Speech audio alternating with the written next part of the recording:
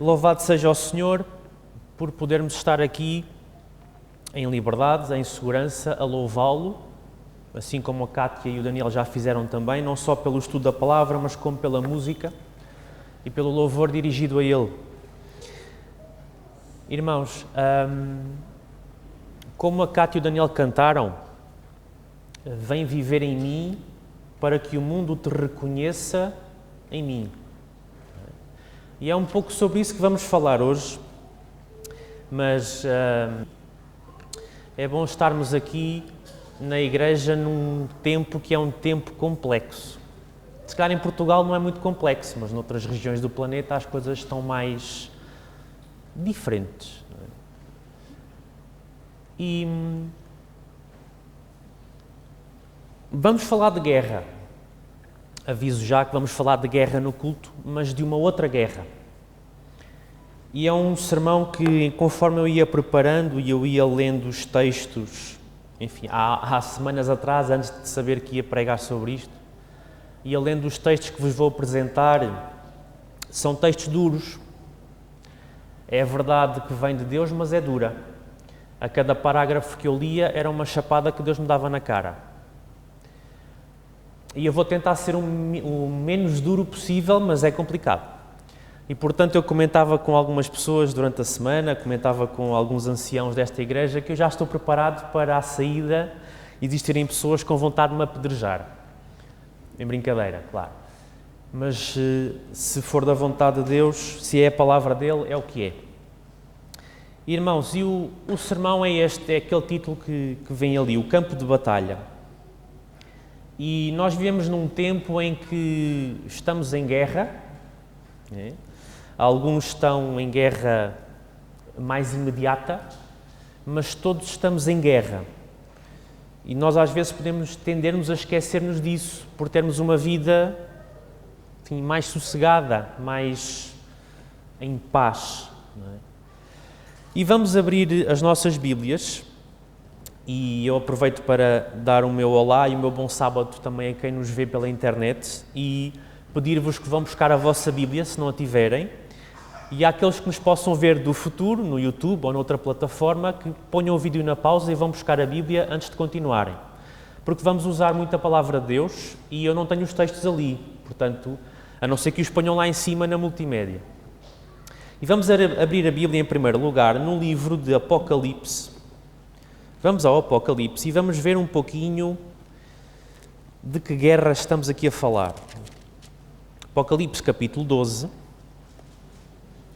E eu vou pôr aqui o meu relógio para me tentar controlar nas horas, porque os irmãos já me conhecem, já sabem como é que eu sou. Apocalipse capítulo 12, versos 7 e 8. Apocalipse 12, 7 e 8 diz o seguinte: Houve peleja no céu. Miguel e os seus anjos pelejaram contra o dragão. Também pelejaram o dragão e os seus anjos. Todavia não prevaleceram, nem mais se achou no céu o lugar deles. E o verso 9 continua: E foi expulso o grande dragão, a antiga serpente, que se chama Diabo e Satanás, o sedutor de todo o mundo. Sim, foi atirado para a terra e com ele os seus anjos. E no verso 12 diz o seguinte: Por isso, festejai aos céus e vós, os que neles habitais. Ai da terra e do mar, porque o diabo desceu até vós cheio de grande cólera, sabendo que pouco tempo lhe resta. Estamos a falar de uma guerra muito mais séria, muito mais grave do que aquela que se vive na Ucrânia. Por uma simples razão. A guerra na Ucrânia tem consequências imediatas. A guerra que está aqui descrita tem consequências eternas. É mais grave. Pode não nos afetar, ou parecer que não nos afeta já. Mas se não lhe prestarmos atenção, os estragos serão muito maiores. E diz-nos a Escritura que o diabo desceu até nós depois de perder uma batalha no céu, desceu até à terra cheio de cólera, cheio de fúria. E vamos a 1 de Pedro. E o apóstolo Pedro dá-nos aqui mais um aviso por causa desta cólera e desta fúria que o diabo tem.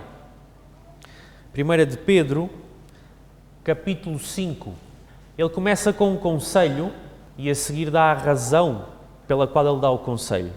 1 de Pedro, capítulo 5, verso 8, diz-nos o seguinte: sede sóbrios e vigilantes.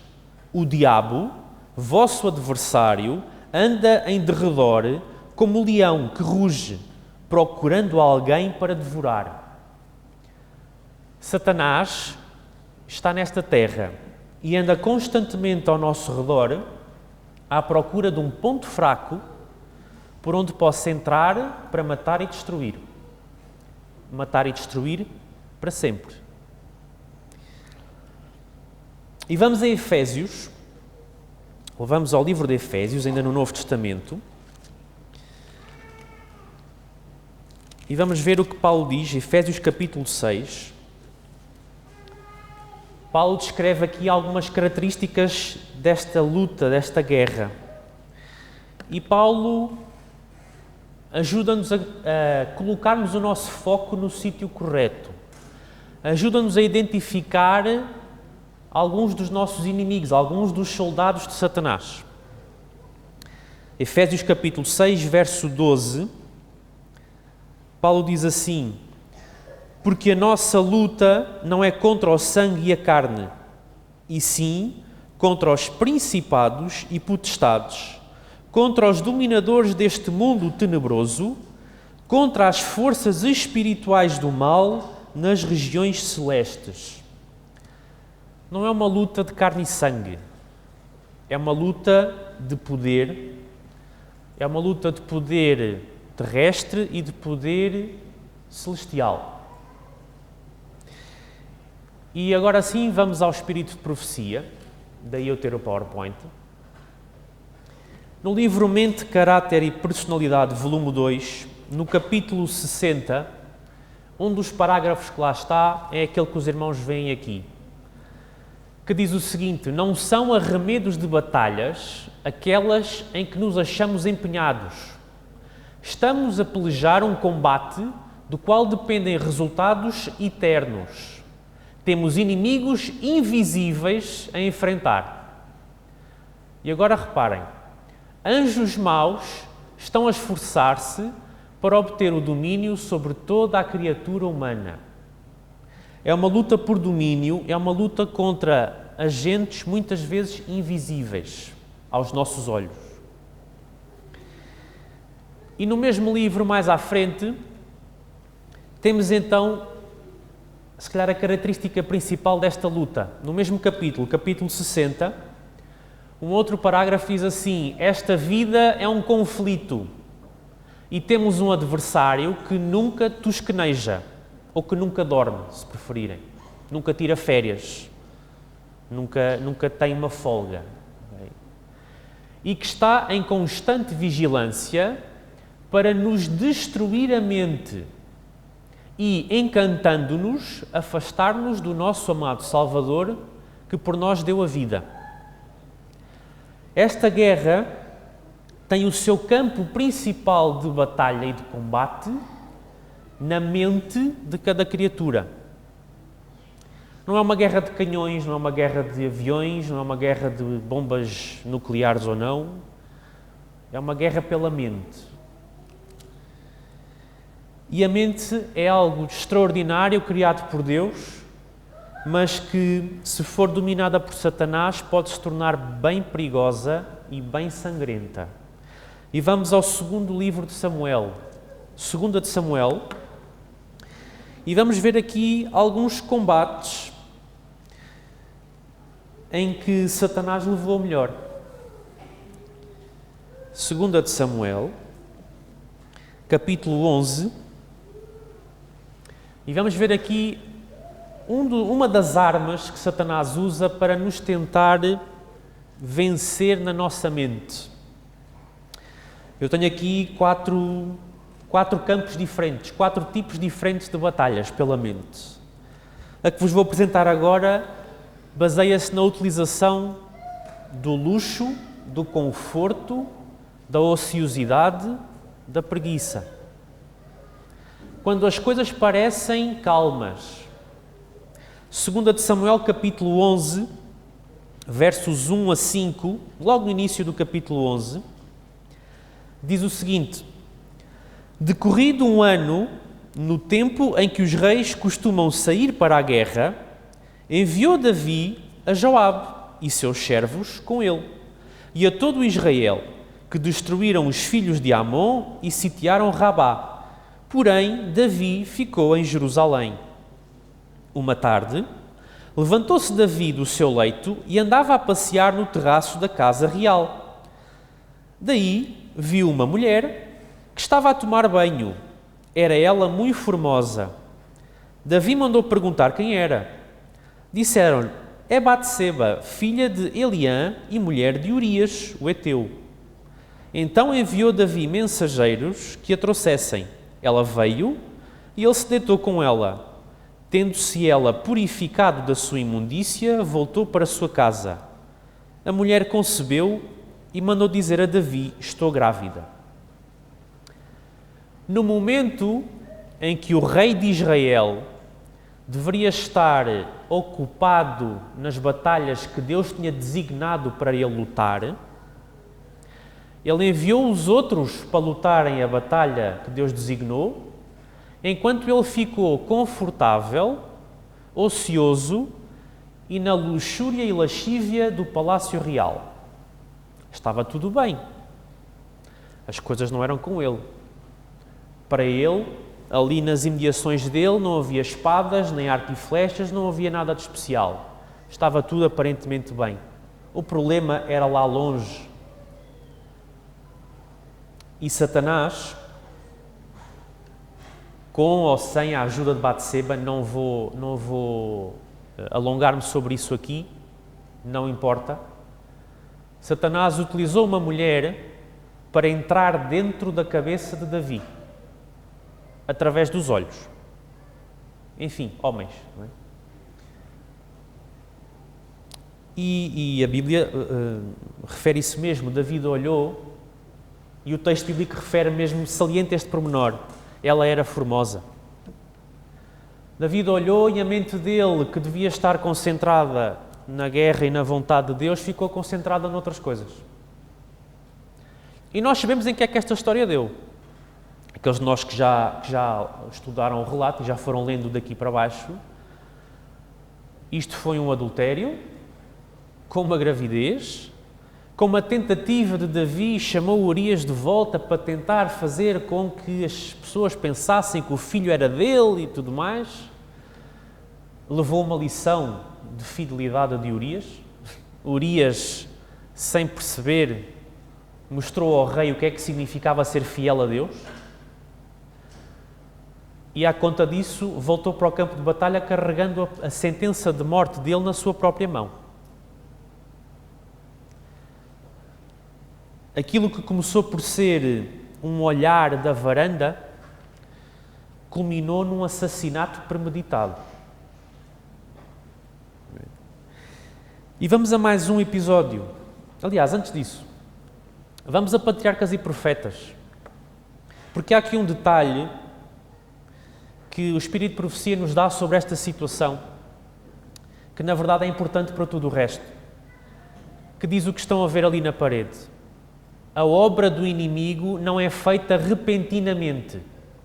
Ao princípio, não é súbita e nem inesperada. É uma ação secreta de minar as defesas dos princípios. Começa em coisas aparentemente pequenas. Negligência em ser fiel a Deus e em confiar inteiramente nele. Inclinação para seguir costumes e práticas do mundo. Quando lemos o relato de David, parece que aconteceu tudo em 5 minutos, ou menos. Mas a questão é que não foi assim. David fez aquilo que era comum aos reis daquela época fazerem. Enviavam o povo com os seus generais, os seus soldados para a guerra, enquanto o rei ficava tranquilo e sossegado no conforto do palácio. Era assim que o mundo fazia. E se Davi, ao início do seu reinado, fazia diferente, fazia como Deus mandava, que era o rei, ele como general supremo, ir ele com os seus soldados, aqui ele decidiu imitar o mundo. Não, os outros fazem assim, eu vou fazer também. Com consciência ou sem consciência. Não é isso que está em discussão.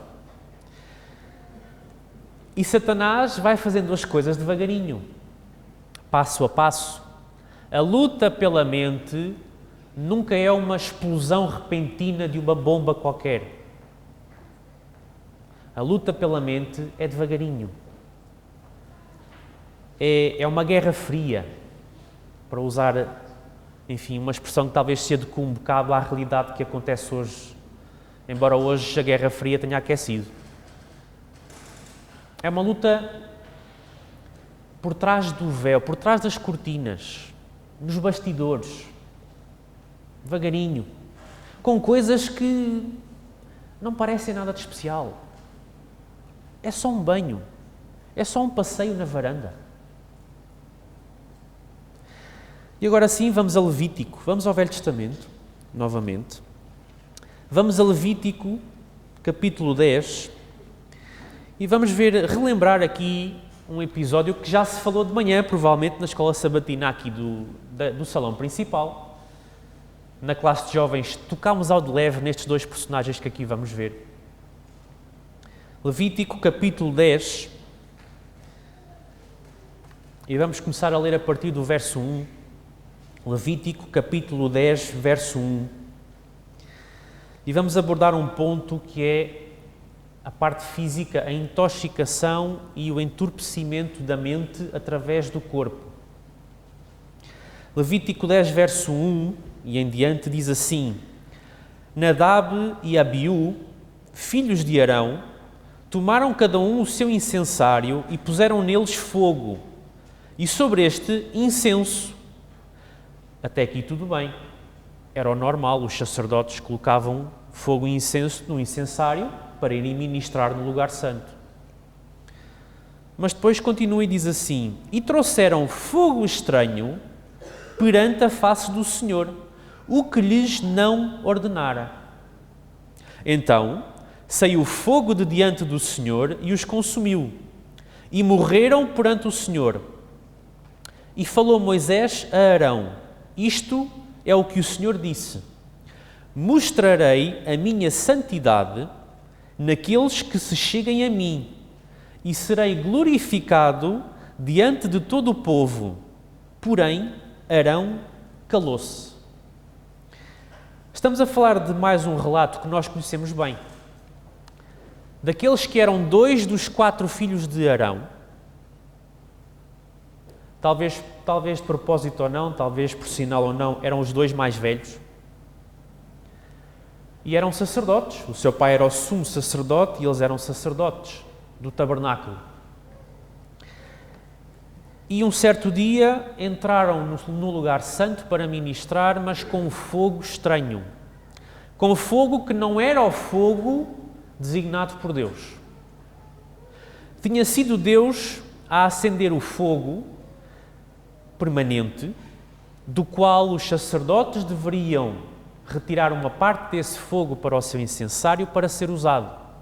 Era daquele fogo que Deus tinha acendido na inauguração do santuário que os sacerdotes deviam usar. Mas eles pegaram num fogo qualquer, que acenderam não sei aonde, e decidiram usar esse fogo em vez do de Deus. E vamos a Patriarcas e Profetas mais uma vez. Vamos ao capítulo 30.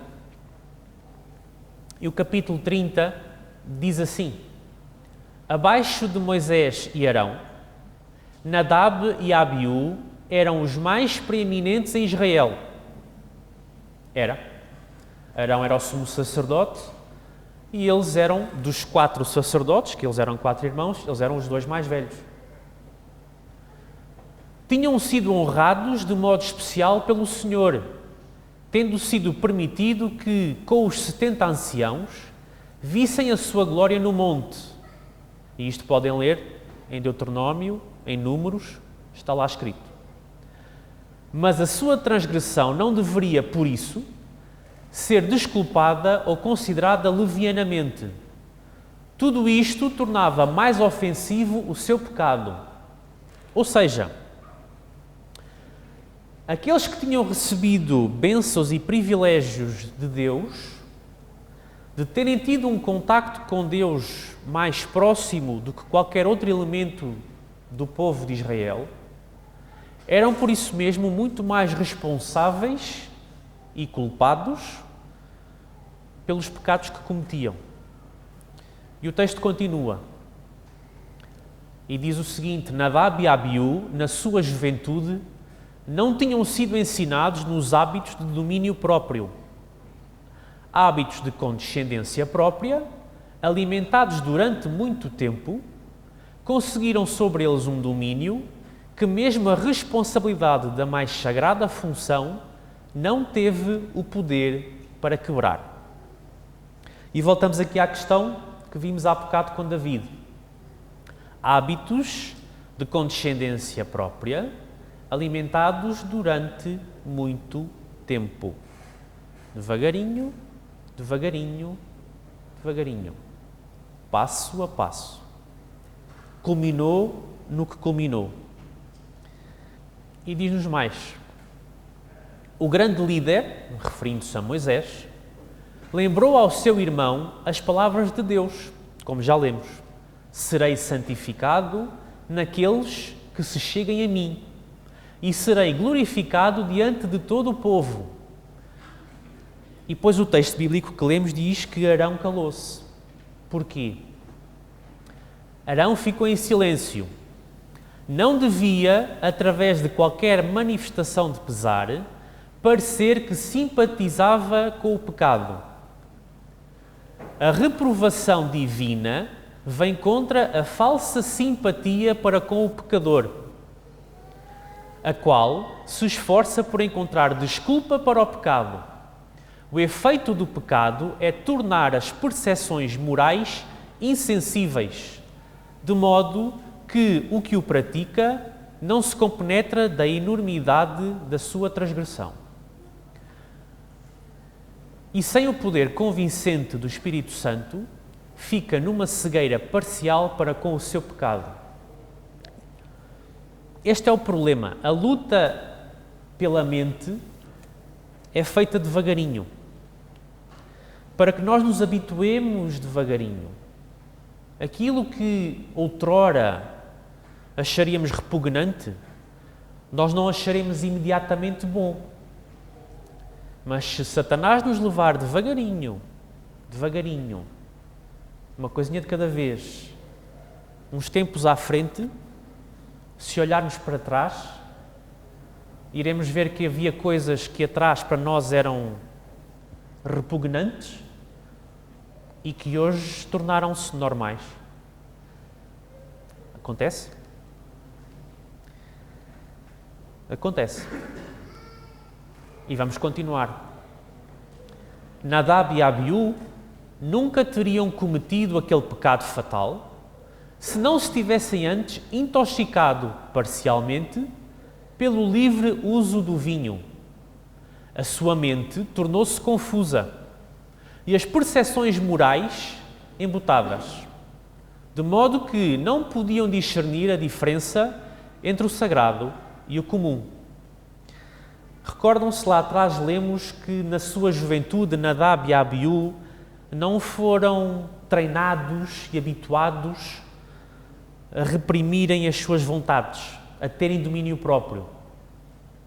Está aqui uma das áreas nas quais eles não foram ensinados a terem domínio próprio, a reprimirem. E aquilo que no início se calhar seria um copo, nesta altura já não era um copo. Para eles entrarem pelo lugar santo adentro com fogo estranho, já não era só um copo. Porque, enfim, um copo já era mais do que normal para eles. E se continuarem a ler o texto, não vamos ler, é a seguir a isto que Deus ordena a Israel e aos sacerdotes através de Moisés aquelas palavras que nós tão bem conhecemos: entre vós não haverá nem vinho nem bebida forte. Para quê? Não é só por causa do físico. É para que a nossa mente esteja sempre, constantemente, capaz de discernir plenamente o bem e o mal, o certo e o errado. Para que aquilo que é repugnante hoje não se torne normal amanhã. É isto mesmo. Todos os que ocupam e ocupavam posições de sagrada responsabilidade deviam ser homens de estrita temperança, para terem a mente clara e para discernirem entre o que é correto e o que não é. A mesma obrigação repousa sobre todo o seguidor de Cristo.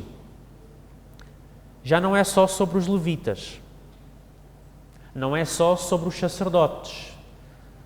Trazendo para os nossos dias, não é só sobre os pastores ou sobre os anciãos. É sobre todo o seguidor de Cristo. O apóstolo Pedro declara: vós sois a geração eleita, o sacerdócio real, a nação santa, o povo adquirido. Está em 1 de Pedro, capítulo 2, verso 9. E o Espírito de Profecia continua: é-nos exigido por Deus que preservemos todas as faculdades na melhor condição possível. Ou seja, é para preservá-las numa condição boa o suficiente, é isso? Boa o suficiente chega. É na melhor condição possível. E não é algumas faculdades, é todas. Para que prestemos um serviço aceitável ao nosso Criador. É a única forma. A única forma de nós podermos estar aqui na casa de Deus e lhe prestarmos serviço aceitável é estarmos com a mente perfeitamente clara. E para a mente estar perfeitamente clara, a parte moral tem que estar saudável, a parte espiritual tem que estar saudável e a parte física tem que estar saudável. E vamos continuar aqui mais alguns textos. Diz-nos o seguinte: a verdade de Deus não tem sido engrandecida no seu povo crente, porque não a introduziram na sua experiência pessoal. Conformam-se com o mundo e dependem dele quanto à sua influência. Permitem que o mundo os converta e introduza o fogo comum em substituição do fogo sagrado. Não deve ser feito esse esforço por imitar os costumes do mundo. Esse fogo é comum, não é sagrado. Este capítulo 60, irmãos, do livro Mente, Caráter e Personalidade, é um capítulo cujo título é a conformação. É um capítulo duro de ler. Como eu já disse no início, cada parágrafo que eu li era cada chapada que Deus me dava na cara. É um livro duro de ler. Mas é espírito de profecia. É a revelação de Deus. Quantas vezes, e não estou só a falar a nível de parte física, quantas vezes não poderemos ter nós estado na casa do Senhor a oferecer fogo que julgávamos sagrado, mas talvez fosse comum, e contra mim mesmo falo.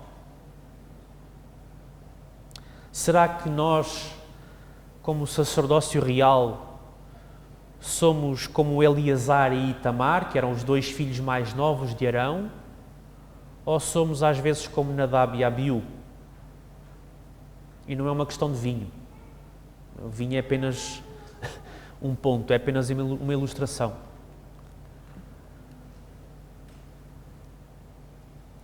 Reparem, irmãos, um outro ponto.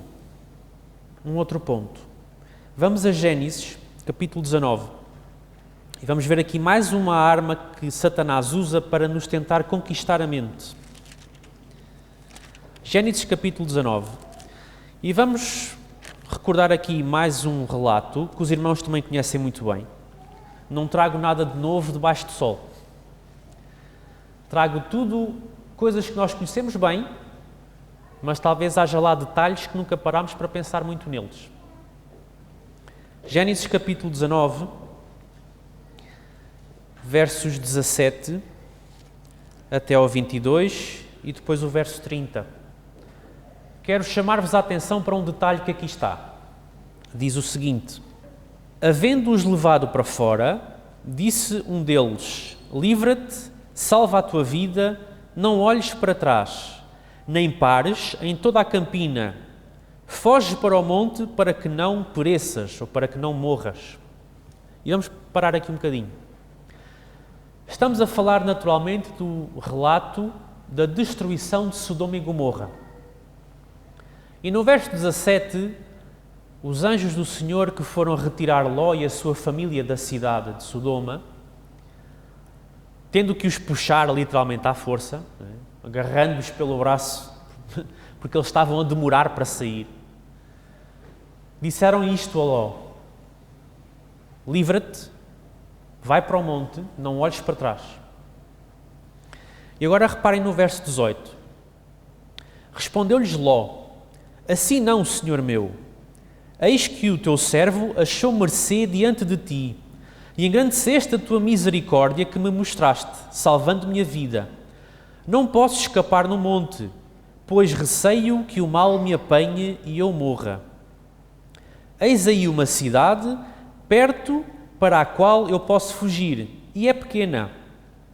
Permite que eu fuja para lá, e nela viverá a minha alma. Ló responde ao anjo que lhe disse estas palavras. Em primeiro lugar, agradece por ter achado misericórdia aos olhos do Senhor, porque reconhece que a sua vida foi salva, ou está a ser salva, da cidade onde ele morava. Mas depois diz: não, para o monte não. Tenho medo. Tenho medo de que eu no monte não consiga escapar do mal, não consiga viver. O monte é um lugar muito complicado para viver. Deixa-me ir para aquela cidade pequenina que está ali ao canto. E lá eu vou habitar. E agora vamos ao verso 21. O anjo agora responde a Ló e disse-lhe: quanto a isso, estou de acordo, para não subverter a cidade de que acabas de falar. Apressa-te, refugia-te nela, pois nada posso fazer enquanto não tiveres chegado lá. Por isso, chamou-se Zoar àquela cidade. O anjo concordou. O anjo do Senhor disse a Ló: concordo. Vai então para aquela cidade, e por tu ires para aquela cidade não vai ser destruída.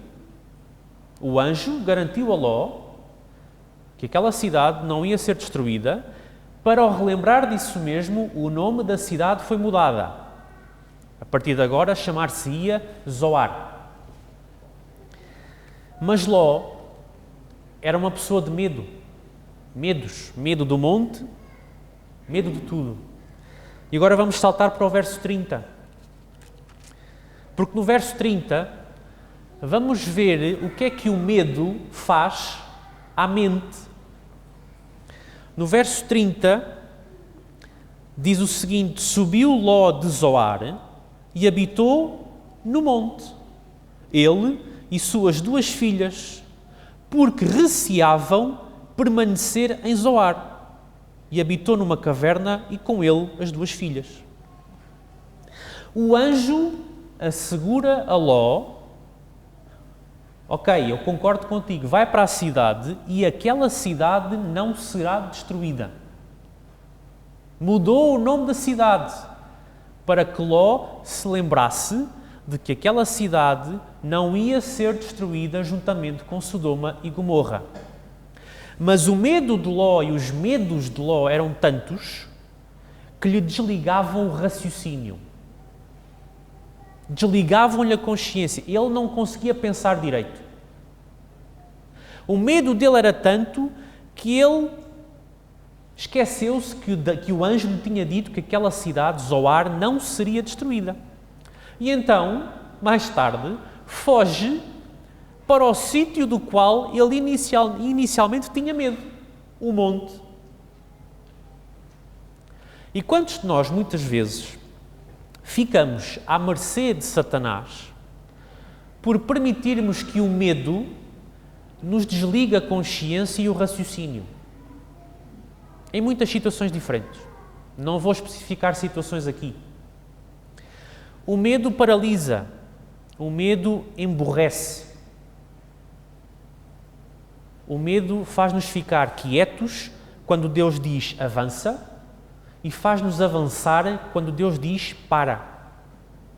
Grande conflito, capítulo 36. Deus, através do Espírito de Profecia, diz isto. Ele próprio, Deus, nunca força a vontade ou a consciência. Porém, o recurso constante de Satanás para alcançar domínio sobre os que de outra forma ou de outra maneira não pode seduzir é o constrangimento pela crueldade. Por meio do medo ou da força, procura reger a consciência e conseguir para si mesmo homenagem. Para realizar isto, opera tanto pelas autoridades eclesiásticas como pelas seculares, levando-as à imposição de leis humanas em desafio à lei de Deus. Isto é na parte final do grande conflito, onde a irmã White está a preparar o leitor para o que ela escreve a seguir, sobre as leis que aí virão. O medo não é ferramenta de Deus. O medo é ferramenta de Satanás. E vamos a mais um ponto, o quarto ponto, que talvez seja o mais duro. Vamos ao livro de Provérbios. Provérbios capítulo 23. E talvez agora sim, agora se calhar há pessoas que vão ter vontade de me apedrejar no fim. Provérbios 23, verso 7, é um verso pequeno, mas que tem aqui uma palavra muito importante. Falando do ímpio, diz o seguinte: porque como imagina em sua alma, assim ele é. Ele te diz, come e bebe, mas o seu coração não está contigo. E a questão aqui, o ponto que eu quero ressaltar e chamar a vossa atenção é a parte inicial. Como ele imagina, assim ele é. A quarta ferramenta, a quarta arma que Satanás usa para tentar dominar e conquistar a nossa mente é a imaginação. Ele próprio tem muita imaginação. E vamos ler aqui alguns textos que são duros, irmãos. Duros. Diz o seguinte, Mente, Caráter e Personalidade, volume 2, capítulo 63. O capítulo 63 tem como título a imaginação. Portanto, é um capítulo só sobre esta matéria. E tem lá muita coisa diferente. E diz o seguinte: poucos reconhecem que é dever exercer controlo sobre os pensamentos e imaginações. É difícil manter a mente indisciplinada, fixa em assuntos proveitosos.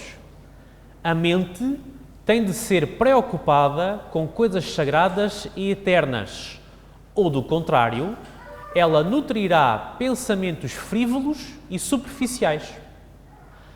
Tanto as faculdades intelectuais como as morais têm de ser disciplinadas e se fortalecerão e aprimorarão com o exercício. Nós, quando pensamos em exercício, imediatamente pensamos em exercício físico. Não é? Mas o que Deus nos diz é o exercício físico é importante, é um dos remédios naturais, mas há outro exercício também importante, que é o exercício da mente, do cérebro, do pensamento. E vamos continuar. E o Espírito de Profecia diz o seguinte, falando do tempo em que a irmã White escreveu isto, diz assim: entre as casas de diversões, a mais perigosa é o teatro. E a questão não é o teatro por ser o teatro. A questão é as características que ela enuncia a seguir. As cantigas baixas, os gestos, expressões, atitudes indecentes corrompem a imaginação e aviltam a moral. Todo jovem que assiste habitualmente a tais exibições será corrompido nos seus princípios. O gosto por essas cenas aumenta com cada transigência. Como vimos lá atrás, a luta pela mente não é repentina, é subtil e vai devagarinho. Assim como o desejo para com as bebidas intoxicantes fortalece com o seu uso, como foi com Nadab e Abiú. E depois diz o seguinte: o único caminho seguro é evitar. Evitar o teatro, o circo e todos os outros lugares de diversões duvidosos. E eu nem vou emitir opiniões, irmãos. Estou apenas a ler Espírito de Profecia. As opiniões e as leituras, cada um de nós que as faça para si. Eu já li isto, já tive que fazer as minhas, já levei as minhas chapadas na cara da parte de Deus. Porque se naquele tempo Deus avisava contra cantigas baixas, gestos, expressões, atitudes indecentes e todas essas coisas que afetam a nossa mente pela exposição regular e prolongada, bom, então hoje se calhar já não existem estas características, não sei. Vamos continuar porque não é só o teatro, o circo e essas coisas. Ela continua e diz: tendo-vos entregue à leitura de romances e novelas, a ponto de viver num mundo imaginário. A influência dessa leitura é prejudicial tanto à mente como ao corpo. E para que as senhoras não fiquem zangadas comigo por causa da questão das novelas, eu nunca vi nas novelas as senhoras discutirem umas com as outras porque o árbitro assinalou isto ou assinalou aquilo. Não é? Portanto, não é só uma questão de coisas de senhora. Para nós homens também há chamadas de atenção. Há muitas coisas que às vezes fazem com que nós deixemos de ser homens e às vezes mais parecemos animais. Em termos de caráter, de personalidade, de comportamento. Não é? Muitas coisas em que pensar. Porque nós talvez estejamos a ser sacerdócio real e nação santa, mas se calhar muito conformados com as coisas que aqui temos. Se calhar estamos como Davi, não é? A passear na varanda do Palácio Real, no sossego, no conforto da casa que temos neste momento. E vamos continuar. Caso a imaginação seja constantemente superalimentada e excitada, com literatura de ficção, torna-se em breve um tirano, controlando todas as outras faculdades da mente, fazendo com que o gosto se torne caprichoso e pervertendo as tendências. Mais uma vez, é devagarinho, passo a passo, ao longo de semanas, de meses, de anos, devagarinho, modificando o caráter. Mas nem tudo são más notícias, e porque como já fui duro o suficiente, talvez, vamos agora à parte boa. Porque, ok, somos sacerdócio real, somos nação santa, somos filhos de Deus, somos aqueles que se chegam a Ele e que, portanto, como Ele disse a Arão, Ele será santificado naqueles que se chegam a Ele. Mas temos esta questão, ok, então como é que vamos vencer? Porque não estamos aqui para enganar ninguém, a luta pela mente é uma luta bem complicada, é bem difícil. Contra mim mesmo eu falo. Vamos a Efésios, antes de irmos ao texto que ali está, vamos a Efésios, capítulo 6, e vamos ver aqui, começar a ver aqui as boas notícias. Efésios, capítulo 6, verso 13, alguns de vós conhecem bem estes textos que eu vou ler agora, diz o seguinte: portanto, tomai toda a armadura de Deus, para que possais resistir no dia mau, e, depois de terdes vencido tudo, portanto, é vencido que algumas coisas. Vencido só isto, ou só aquilo. É isso que está lá escrito? Vencido tudo, permanecer inabaláveis. Estai, pois, firmes, cingindo-vos com a verdade, vestindo-vos da couraça da justiça, calçando os pés com a preparação do Evangelho da paz, embraçando sempre o escudo da fé, com o qual podereis apagar todos os dardos inflamados do maligno. Tomai também o capacete da salvação e a espada do Espírito, que é a palavra de Deus. com toda a oração e súplica, orando em todo o tempo no Espírito, e para isto vigiando com toda a perseverança e súplica por todos os santos. Temos aqui a descrição da armadura de Deus. Muitos de nós conhecemos bem as várias peças, o que é o capacete, o que é a espada, o que é o escudo, etc. Mas a armadura só funciona se um soldado vestir e equipar todos os elementos da armadura. Ninguém está a imaginar um soldado ir para a guerra com o capacete, mas sem a espada. Ou com o escudo, mas sem o restante. Se houver alguma brecha, se houver alguma parte do corpo que esteja exposta, é justamente nessa parte do corpo que Satanás vai apontar a sua flecha. Daí que a armadura só funciona se nós usarmos todas e cada uma das peças que a compõem. E vamos a Tiago capítulo 4, verso 7. Tiago diz aqui uma coisa muito interessante. Abre com uma palavra que nós não gostamos muito. Diz assim: sujeitai-vos, portanto, a Deus, mas resisti ao diabo e ele fugirá de vós. Ou seja,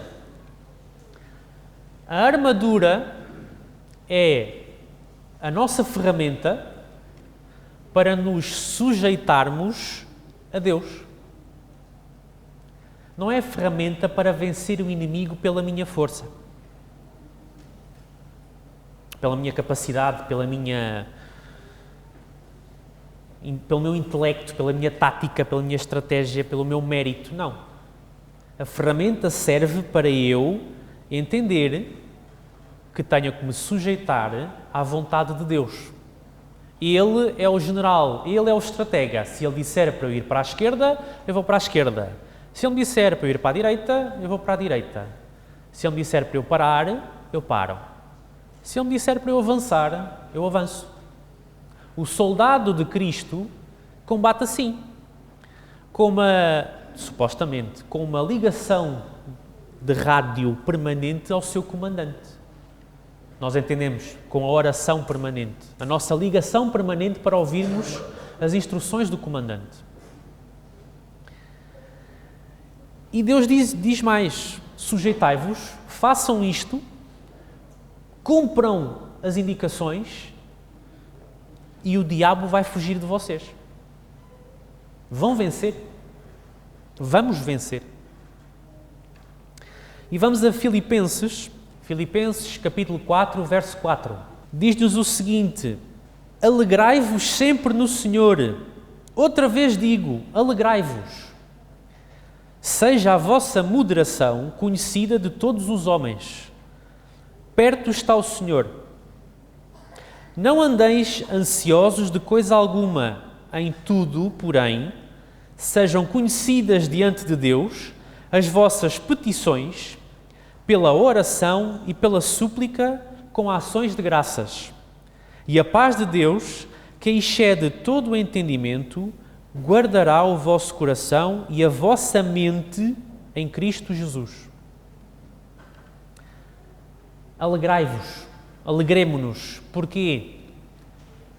Porque existe uma receita, existe uma estratégia, existe uma forma de sairmos desta guerra vencedores.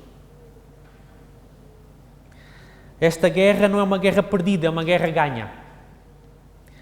É uma guerra em que o nosso comandante sabe o que faz e o plano que ele traçou é infalível. Ele ganhou a guerra, como se costuma dizer, ele ganhou a guerra antes de ir para o campo de batalha. A guerra está ganha. E todos os soldados de Jesus que participarem com o seu comandante ganharão com ele. Não andeis ansiosos. Seja a vossa moderação conhecida de todos os homens. No início, a Cátia e o Daniel cantavam que Cristo vive em mim, para que os outros reconheçam Deus em mim. Pela súplica, pela oração, com ações de graças, com moderação, com entendimento. A vitória é possível e vamos ver isso mesmo.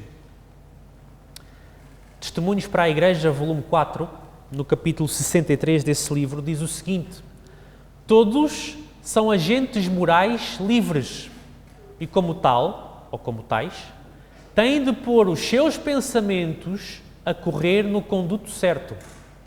Este é um vasto campo no qual a mente pode, com segurança, ter participação.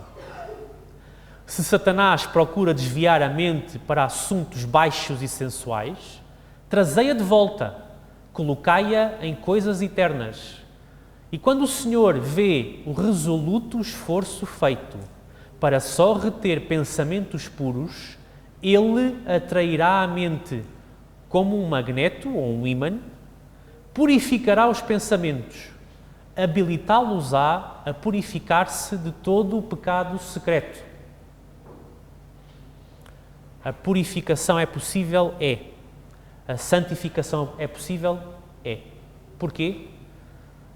Porque o Deus Todo-Poderoso, cujo poder é infinito, tem todo esse infinito poder pronto para ser derramado sobre aqueles que quiserem e que mostrarem pelos seus frutos que assim o desejam, porque pelos nossos frutos assim nos conhecerão. Quem quiser não terá que lutar sozinho, até porque se lutasse sozinho, falharia. Esse era o erro do perfeccionismo, do farisaísmo. Era lutarem sozinhos. Acabaram por estar a lutar contra o próprio Salvador. Mas aqueles que lutarem com o poder infinito do Deus infinito não têm forma de perder. E vamos continuar. A primeira obra dos que desejam reformar-se, e nós já há vários anos que dizemos sempre muitas vezes que precisamos de reavivamento e reforma. Eu às vezes pergunto-me se nós temos a plena noção do que é que implica isso. Porque falar é sempre mais fácil. A primeira obra dos que desejam reformar-se é purificar a imaginação. Quando tentados a ceder a uma imaginação corrupta, fugi para o trono da graça e orai, pedindo forças do céu. Na força de Deus, a imaginação pode ser disciplinada, de modo a só se demorar em coisas puras e celestiais. Contra mim falo. Os adventistas do sétimo dia devem agora pôr-se como separados e distintos, povo chamado pelo Senhor, seu próprio. Enquanto isso não fizerem, não pode Ele ser glorificado neles. Enquanto isso não fizermos, não pode Deus ser glorificado naqueles que se chegam a Ele. Não pode a sua santidade ser mostrada naqueles que se chegam a Ele. A verdade e o erro não podem andar em parceria. Não existe essa coisa de um pé num lado e um pé no outro. Não existe. Quem chegar ao fim com um pé num lado e um pé no outro, aparentemente, descobrirá que afinal tem os dois pés do lado errado. Se chegarmos ao fim assim, descobriremos, porque eu incluo-me no grupo, descobriremos que temos os dois pés no lado errado. Mas atenção, oração e poder de Deus. Nada de cairmos na armadilha do perfeccionismo, de querermos lutar pelo nosso poder, sem oração, sem pedirmos ajuda ao único que nos pode ajudar. E nada de cairmos no erro oposto, no liberalismo, que é, não, ele faz a batalha por mim porque ele já é vencedor, não tenho que fazer nada. Salvo uma vez, salvo para sempre. Graça barata. Não, eu não consigo, portanto tem que ser ele mesmo porque não há nada que eu possa fazer.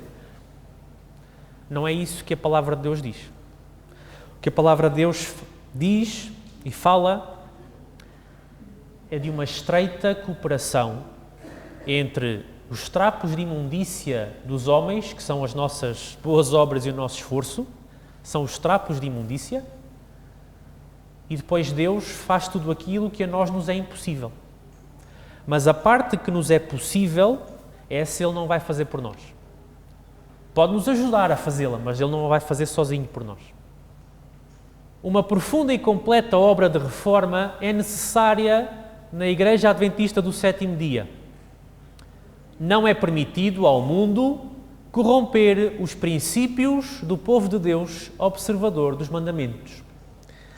E num tempo em que cada vez se vêem mais,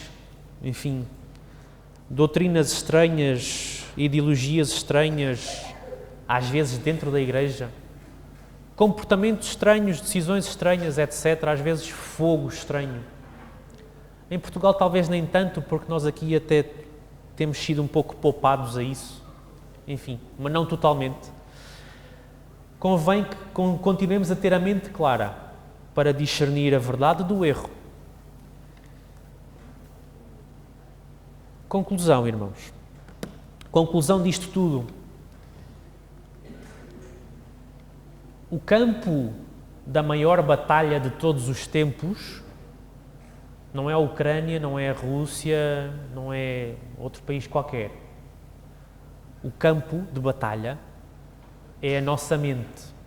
Essa é a maior batalha de sempre.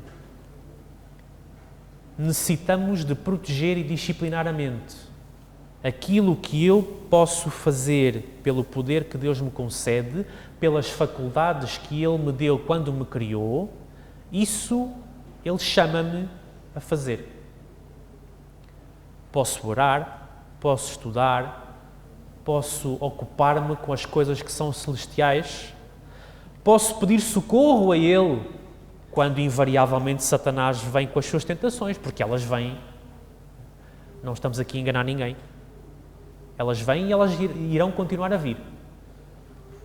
Mas temos que nos proteger, temos que nos disciplinar, para não sermos como Nadab e Abiú, que de tão habituados à indisciplina e a simplesmente fazerem aquilo que gostavam e beberem aquilo que gostavam e comerem aquilo que gostavam e etc., eles achavam que o normal era aquilo que eles gostavam.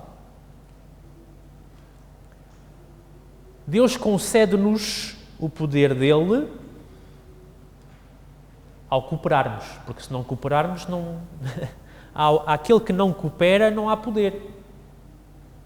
Como nós costumamos dizer, às vezes, falando da questão da oração, não é? Já ouvi isto a várias pessoas, não é? Muita oração, muito poder, pouca oração, pouco poder, nenhuma oração, nenhum poder. E, portanto, aqueles de nós que buscarmos poder, Deus tem todo o poder para nos conceder. Aqueles de nós que não buscarmos, seja por que razão for, pedi e dar-se-vos-á. Se não pedirdes, não há nada para ninguém. O Senhor está pronto a tornar-nos vencedores. E esta é a questão, irmãos, no meio disto tudo. A prova é dura? É. No mundo tereis aflições? Sim. Mas, tendo quê? Mau ânimo, tristeza. Oh, não consigo. É isso? Bom ânimo. Alegremo-nos. Bom ânimo. O mundo é um inimigo vencido. E o poder que vence o mundo está à nossa disposição. E não se esqueçam, irmãos, muitas vezes, eu falo muitas vezes, às vezes até nas lições, falo da questão da santificação e parece que insisto muito neste ponto. Insisto porque, em primeiro lugar, é para mim. Não sei como é que foi aqui no salão principal, mas esta manhã na lição falava-se sobre vermos Deus face a face, vermos a face de Deus, voltarmos a estar com Ele face a face. Abram a vossa Bíblia em Hebreus, já que estamos a estudar Hebreus, né? Hebreus capítulo 12, verso 14, e os irmãos irão perceber porque é que eu muitas vezes, na maior parte das vezes, falo e insisto muito neste ponto da santificação. Parece que é uma mania minha, né? Mas não é. Reparem o que está aqui escrito. Diz o seguinte: segui a paz com todos e a santificação. E agora reparem. Santificação, vírgula, sem a qual ninguém verá o Senhor. É por isso que eu insisto muito, irmãos. Quando Jesus voltar, Ele fará a glorificação. Ele retirará de nós a natureza pecaminosa.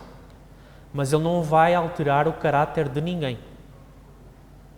Tanto a Escritura como o Espírito de Profecia são muito claros. O caráter com que nós chegarmos àquele momento será o caráter que ficará. Quer seja para a vida eterna e para vermos a face de Deus, ou quer seja para a morte eterna e para nunca mais estarmos com Deus. Nem com véu, nem sem véu, nem nada. E por isso é que eu insisto muito, irmãos. Mas volto a frisar, para terminar. A santificação é uma obra que tem que ser feita no poder de Deus. E no poder de Deus é possível vencer. É isso que a palavra de Deus diz. Várias vezes. E, portanto, podemos vencer e isso é motivo de alegria. Alegremos-nos. Agarremos a armadura, usemo-la. Dia a dia, com oração.